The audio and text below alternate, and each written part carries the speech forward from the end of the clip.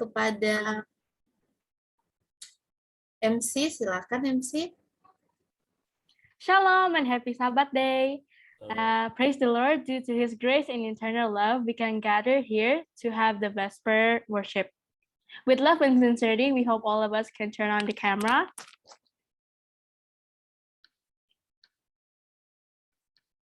Okay, before beginning our worship, let us have a silent prayer to invite the Holy Spirit.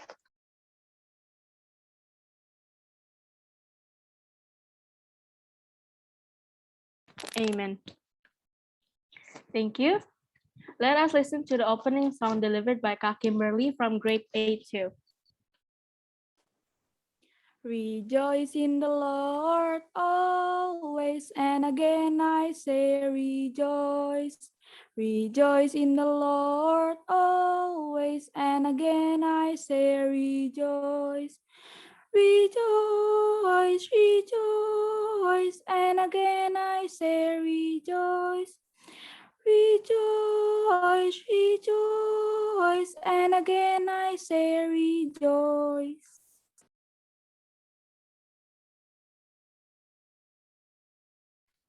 Okay, now the opening prayer by Albert from grade 7-1.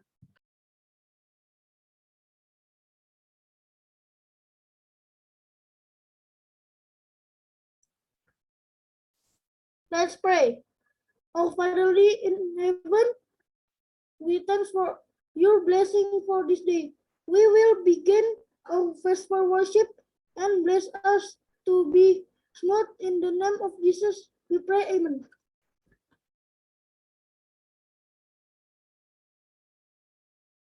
Okay, thank you, Albert. Now let us listen to the special song delivered by Melody and Z through the video.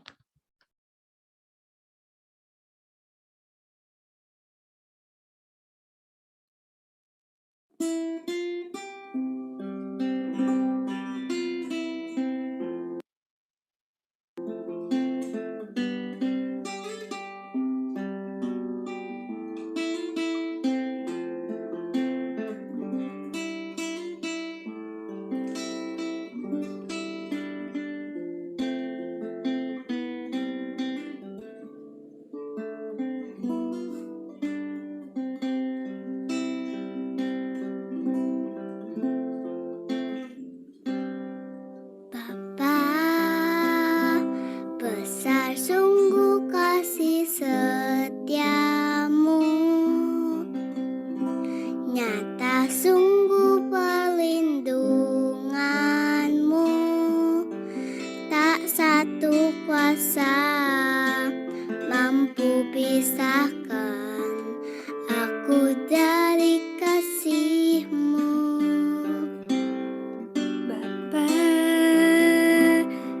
Ajarku selalu hormati-Mu, ajarku turut perintah-Mu, berikan ku hati untuk menyembah-Mu dan bersyukur setiap waktu, seperti Bapa sayang anaknya. Demikianlah Engkau mengasihiku, Kau jadikan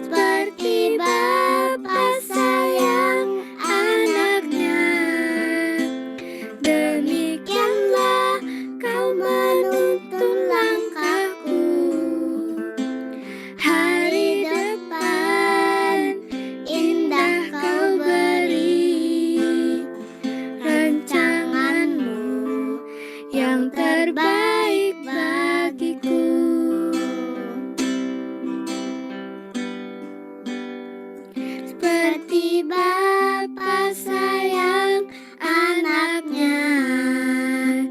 Demikianlah Engkau mengasihiku. Kau jadikan biji matamu, Kau berikan semua yang ada padamu. Seperti Bapa sayang anaknya, demikianlah Kau menuntun langkahku.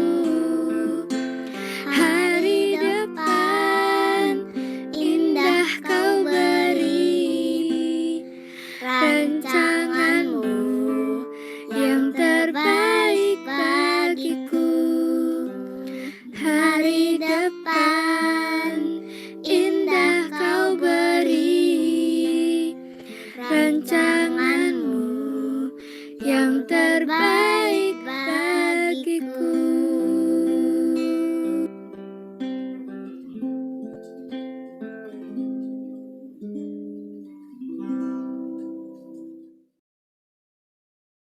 Thank you so much for the amazing special song. Now we are going to learn to hear the delivered testimony by Kaluk from grade 8-1. Selamat sahabat dan selamat malam bagi kita semua. Pada saat ini saya ingin bawakan kesaksian pada kita semua. Jadi waktu saya pergi ke kampung untuk menjenguk kakek saya yang sedang sakit. Sebelum ke sana saya tes PCR dan hasilnya negatif. Saya tinggal di sana selama 5 hari dan setelah itu pulang. Di perjalanan saya panas, pilek, dan badan saya lemas. Kami takut saat saya dicek di pelabuhan, hasilnya positif dan tidak bisa menyeberang. Saat sampai di pelabuhan dan kami cek, saya berdoa kepada Tuhan supaya saya tidak positif. Dan saat dicek puji Tuhan saya negatif dan kami bisa berlayar dan sampai ke rumah pada sampai saat ini. Terima kasih. Thank you, Kaluk, for the nice testimony. Now let us prepare our heart and focus our mind for God's word delivered by Kak Alin from grade 9-1.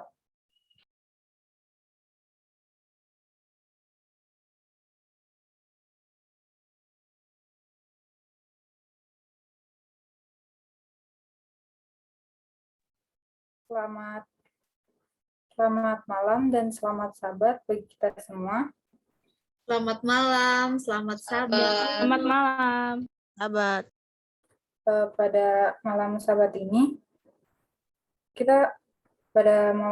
ini, saya akan membawakan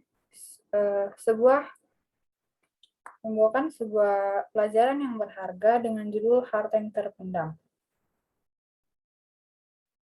Sebelumnya kita patut bersyukur karena Tuhan masih memberikan kesempatan bagi kita untuk bisa hadir dalam Vesper ini. Karena itu biarlah kita memanfaatkan kesempatan ini sebaik-baiknya untuk memuji Tuhan.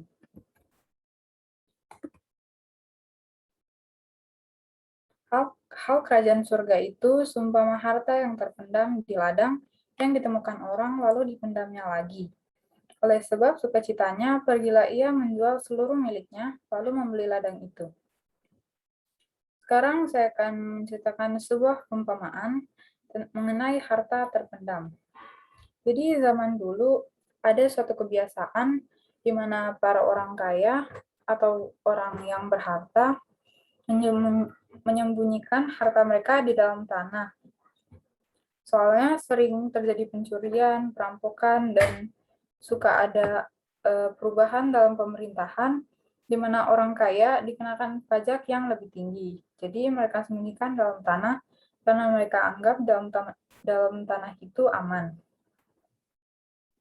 Tapi tempat persembunyian harta itu seringkali terlupakan. Mungkin pemiliknya meninggal, atau dipenjara, atau diasingkan. Yang pasti yang membuat harta dan si pemiliknya itu terpisahkan. Zaman Kristus juga biasa kalau ada orang menemukan mata uang atau harta berharga yang terlantar tanpa pemilik. Ada seseorang yang menyewa tanah untuk dibajak. Dan ketika lembunya sedang membajak, sebuah harta terpendam tergali. Dan si orang yang menyewa tanah itu langsung menutupnya lagi dan dia kembali ke rumah, lalu menjual seluruh harta miliknya untuk membeli tanah itu. Karena dia itu tidak berhak mengambil sesuatu dari tanah yang bukan miliknya, akhirnya dia beli tanah itu.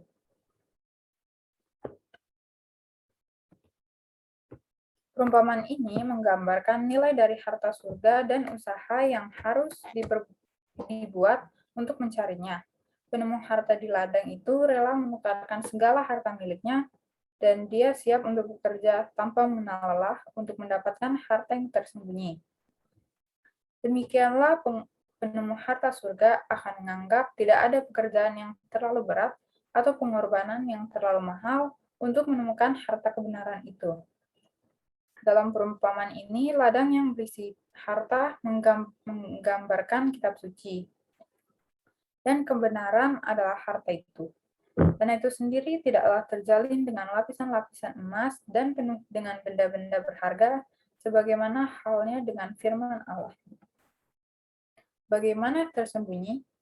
Kata Injil itu dikatakan tersembunyi bagi mereka yang menganggap diri sendiri bijak, yang merasa terangkat oleh ajaran filsafat, yang sia-sia keindahan, kuasa, dan rahasia rencana penebusan itu tidak dipahami. Allah tidak menyembunyikan kebenarannya dari manusia. Oleh arah tindakannya sendiri, mereka menjadikannya samar-samar bagi mereka sendiri. Kristus memberikan kepada bangsa Yahudi bukti yang melimpah bahwa ia adalah Mesias, tetapi pengajarannya menuntut suatu perubahan yang pasti dalam kehidupan mereka. Jadi orang Yahudi ini melihat bahwa kalau mereka menerima Kristus, mereka harus meninggalkan kesukaan-kesukaan serta tradisi yang disenangi mereka. Diperlukan pengorbanan untuk menerima kebenaran yang tidak berubah serta abadi. Ini sengaja saya tebalkan karena ini sangat penting, harus kita ingat dalam kehidupan kita sehari-hari, diperlukan pengorbanan untuk mengikut Kristus. Mereka mengaku percaya kepada kitab suci Perjanjian Lama, namun mereka menolak menerima kesaksian yang terdapat di dalamnya tentang kehidupan dan tabiat Kristus. Harta Injil, yaitu jalan, kebenaran, dan hidup, ada di antara mereka.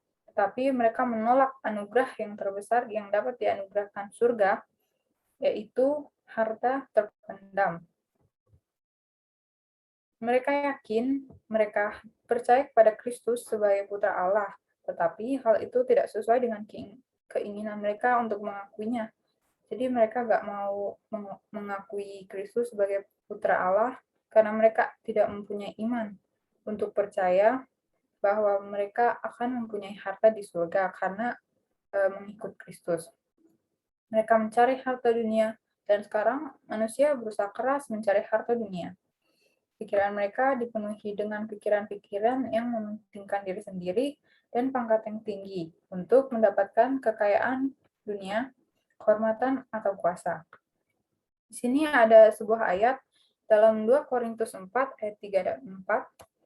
Jika Injil yang kami beritakan masih tertutup juga, maka ia tertuntun untuk mereka yang akan binasa, yaitu orang-orang yang tidak percaya, yang pikirannya telah dibutakan oleh ilah zaman ini, sehingga mereka tidak dapat melihat cahaya Injil tentang kemuliaan Kristus, yang adalah gambaran Allah. Harus kita ingat ya, orang yang dibutakan oleh zaman tidak bisa melihat cahaya Injil kemuliaan Kristus. Juru selamat melihat bahwa manusia hanyut dalam kesibukan mencari keuntungan, lalu kehilangan pandangan terhadap perkara-perkara yang abadi. Ia berusaha mematahkan nafsu cinta uang yang melumpuhkan jiwa itu. Dengan mengangkat suaranya, ia berseru, "Apa gunanya seseorang memperoleh seluruh dunia tetapi kehilangan nyawanya? Dan apakah yang dapat diberikan sebagai ganti nyawanya?" Kalimat yang ada tanda kutipnya ini juga harus kita ingat bahwa tidak berguna memperoleh seluruh dunia tapi kehilangan nyawanya. Ada dalam Matius 16 ayat 26. Nilai harta itu. Nilai harta ini di atas emas dan perak. Kekayaan dari pertambangan dunia ini tidak dapat menyamainya. Tidak ada di samudra raya, tidak ada di laut, tidak bisa digantikan emas bumi, harganya tidak dapat ditimbang dengan perak, dia tidak dapat dinilai dengan emas Ofir atau dengan permata krisopras yang mahal itu atau dengan permata lazurit. Tidak dapat diimbangi oleh emas atau kaca ataupun ditukar dengan permata dari emas tua. Baik gewang, baik hablur tidak terhitung lagi. Memiliki hikmat adalah lebih baik daripada mutiara. Inilah harta yang terdapat dalam kitab suci. Sampai ditulis panjang lebar karena saking berharganya harta ini. Jadi harta itu adalah hikmat. Hikmat ini lebih berharga daripada mutiara. Kita sudah sampai pada kesimpulan tidak terasa. Sebenarnya pelajaran tadi sudah cukup jelas, bisa kita ambil aplikasinya untuk masing-masing diri kita, tetapi di sini ada beberapa poin supaya lebih jelas lagi. Yang pertama, untuk mendapatkan harta terpendam itu diperlukan usaha dan iman. Seperti seseorang yang di perumpamaan tadi, dia berusaha untuk mendapatkan harta itu. Dia mencari, menggali, yang pasti dia berusaha untuk mendapatkannya. Dan dia juga percaya akan mendapatkan harta itu sampai-sampai dia rela untuk menjual segala harta miliknya. Dan kita, untuk mendapatkan Injil yang terpendam itu, kita harus memiliki iman, percaya bahwa kita akan mendapatkannya. Lalu poin kedua, harta Injil itu tersembunyi bagi mereka yang merasa sayang meninggalkan kesukaannya untuk mengikut Kristus. Ini sebenarnya mirip dengan poin pertama, kita untuk mendapatkan harta ini, kita harus rela, harus bisa meninggalkan segala kesukaan duniawi kita untuk mengikut Kristus. Percuma kita terus cari kalau kita belum bisa meninggalkan kesukaan duniawi kita. Karena harta terpendam ini tersembunyi bagi mereka yang seperti itu. Jadi, mengikut Kristus ini jangan setengah-setengah, harus bisa langsung meninggalkan semua kesukaan kita langsung. Ya, totalitas dalam mengikut Kristus. Lalu selanjutnya, orang yang pikirannya telah dibutakan zaman tidak bisa melihat cahaya Injil tentang kemuliaan Kristus. Nah, ini sangat menegur kita, para anak-anak zaman sekarang, dan juga termasuk saya, tanpa kita sadari, di zaman milenial ini, kita para siswa sebenarnya sudah dibutakan oleh zaman, walau mungkin ada yang tidak, ya mungkin banyak, tapi kebanyakan dari anak-anak zaman sekarang mungkin seringkali bermain HP atau game, ataupun yang lain-lain, sampai tidak ada waktu lagi untuk berkomunikasi dengan Tuhan. Tidak ada waktu untuk Tuhan. Hanya ada waktu untuk dunia ini. Kesenangan-kesenangan dunia ini. Bisa juga, kadang ketika kita kebaktian tidak diperhatikan, cuek main HP, cuek main HP, bahkan sampai berdoa pun tidak serius, dan mungkin beberapa di antara kita yang ada sampai buka mata, tapi di zaman ini itu dianggap biasa saja, dianggap biasa saja. sampai kita juga ikut-ikutan menganggap itu biasa saja. Nah, kalau kita udah seperti itu, berarti itu artinya kita juga sebenarnya udah dibutakan oleh zaman dan tidak akan bisa melihat cahaya Injil kemuliaan Kristus. Jadi poin ini sangat menegur kita banget ya. Lalu terakhir, harta Injil dalam kitab suci lebih berharga dari apapun. Nah, jadi itulah poin-poin yang bisa kita ambil dari pelajaran kali ini. Lebih baik mengikut Kristus daripada dan mencari harta Injil yang terpendam daripada mencari harta duniawi, kesukaan duniawi, dan lain-lain, karena harta itu lebih berharga dari apapun. Tapi mengikut Kristus harus totalitas, yaitu harus bisa meninggalkan segala kesukaan dunia untuk mengikut Kristus dan beriman, percaya akan mendapatkan harta terpendam yang berharga itu. Saya bawakan dalam nama Yesus, Tuhan memberkati. Thank you, Kak Alin. Amin. To check our understanding on the material which has just been delivered, we will have quizzes presented by Ma'am Winda. Halo semuanya, luar biasa firman Tuhan, harta yang terpendam yang kita sudah dengarkan sama-sama. Dan aplikasinya bagus banget ya bagi kita. Kadang dengan kesibukan dunia, lupa untuk datang kepada Tuhan. Tapi terima kasih Alin, harta terpendam adalah hikmat pengenalan akan Yesus ya, sehingga bisa dihidupkan dalam kehidupan kita. Baik, kita akan kuis sekarang. Seperti biasa, 10 soal dari materi yang sudah kita dengarkan bersama. Harta yang terpendam judulnya. Oke, bisa dilihat. Ini kodenya. Linknya, Mem. Oke, linknya lagi di chat ini ya.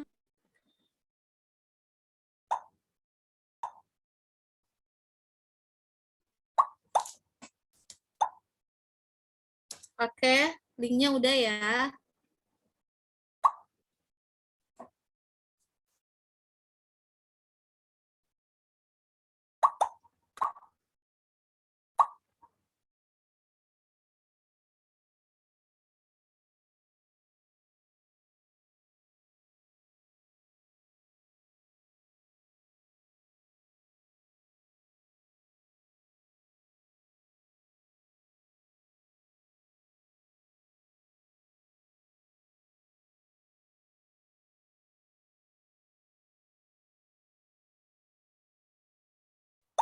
Oke, kita lihat sama-sama yang sudah join. Ada Sasi, Kesha, Sakaria, Audrey, Albert, Selvita, Kirsten, Marcelo, Matthew, Lasdo, Grania, Kanaya, Aprilia, Yovinka, Kesha, Rafael, Aurora, Nadia, Aditya, Serlinda, Jayden, Yoel, Rituan Fernando, Miracle, Iren, Evelyn, Elizabeth Gary, Shelin Aldo, Jocelyn Daniela, Stephen Pedro, Dea, Luke, Ruth, Bible, Carol, Ephraim, dan Brayden. Apa kita sudah mau mulai? Oh, masih ada.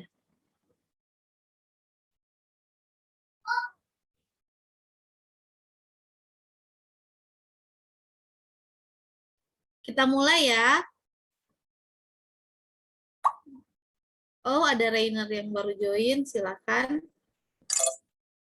Mem, saya sudah kemulai, Mem. Ya? Saya sudah kemulai. Oh ya? Soalnya sudah terlihat, Mem, di saya. Oh ya, mulai aja kalau sudah terlihat ya.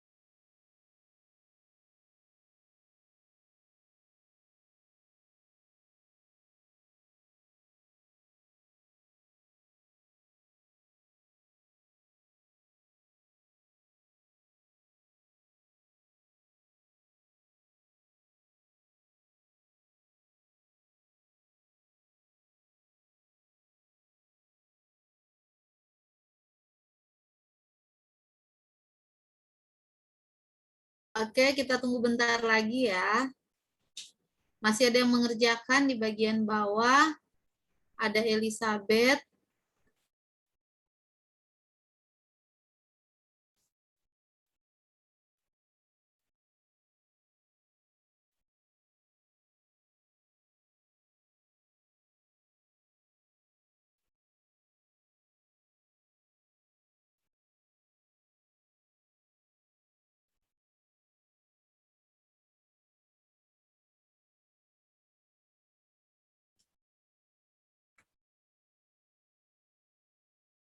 Oke, kita udah bisa stop.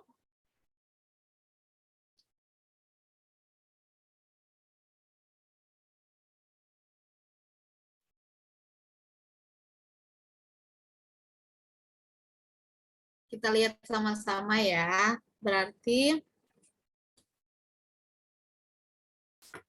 Marcelo, Alin, Nadia, Marcelo kelas berapa ini? Kelas 10, Mem. Alumni, Mem. Nggak apa-apa. Kamu nih. Ya, alumni sama si Kenan tuh, alumni. Selamat, Paba.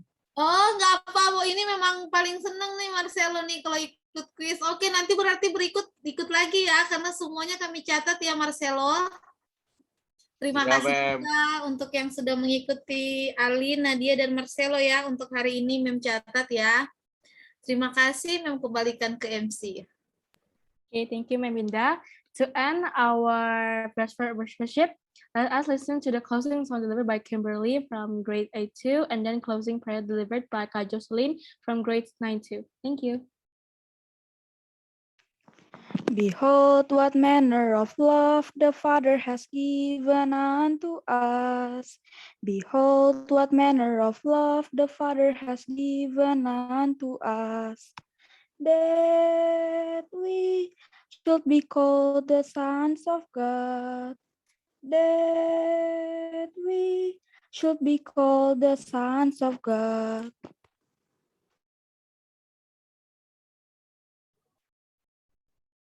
Let us pray. Lord Jesus, we thank for your words we accept. Bless us to apply this message into our daily life. We want to be your faithful children. Help us, Lord, to always be a blessing in our family, our school, our church, and whenever we are. We want to keep your Sabbath holy, and we surrender our life into your loving hands. Thank you for listening to and answering our prayers. Forgive us our sins and debts. In the name of Jesus we pray. Amen. This is the end of our Vesper worship on the Sabbath day. I return to the host. Thank you and God bless us all. Terima kasih untuk yang mengambil bagian. Apa ada pengumuman dari sekolah? Disilahkan. Belum ada, kita foto dulu ya. Ada yang mau nggak? Atau Mem aja? Ada Albert nih kayaknya. Ayo, Albert. Ayo, Albert, foto. Albert. Silakan. Nyalakan kamera semua.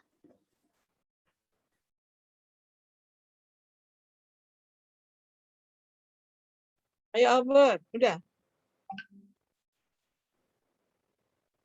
Mana Albertnya? Masih ada nggak Albertnya? Ada, Mem? Pas. Silakan Albert hitung. Foto ya? Iya. Oke.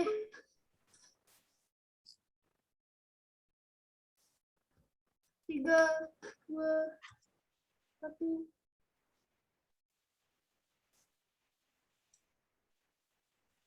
Ada 2 slide.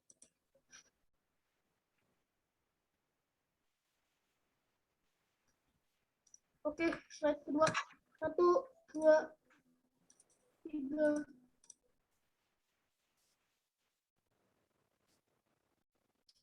Sudah. Ada 3 slide, Pak.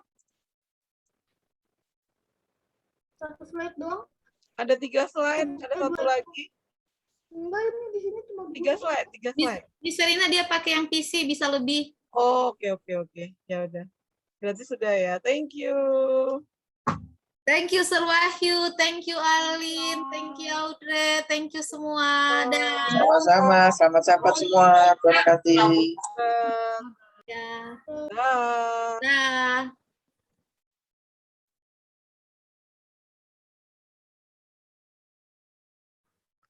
Sahabat Ronald. David nanti, oh sudah keluar. Join Saat lagi. telat David. Teman. Undang teman-teman senior tuh yang udah tamat. Oke. Oke, Sir Kasman, Sir Wahyu, Miss siapa nih? Damen. Ya, Kenan juga ada. Aduh, luar Ya, biasa. sama-sama Damen. Pak Kasman, Miss Novi. Sama-sama semuanya. Semuanya. Selamat sahabat, Mem. Selamat sahabat, Sir. Sahabat Sir Kasman. Selamat sahabat.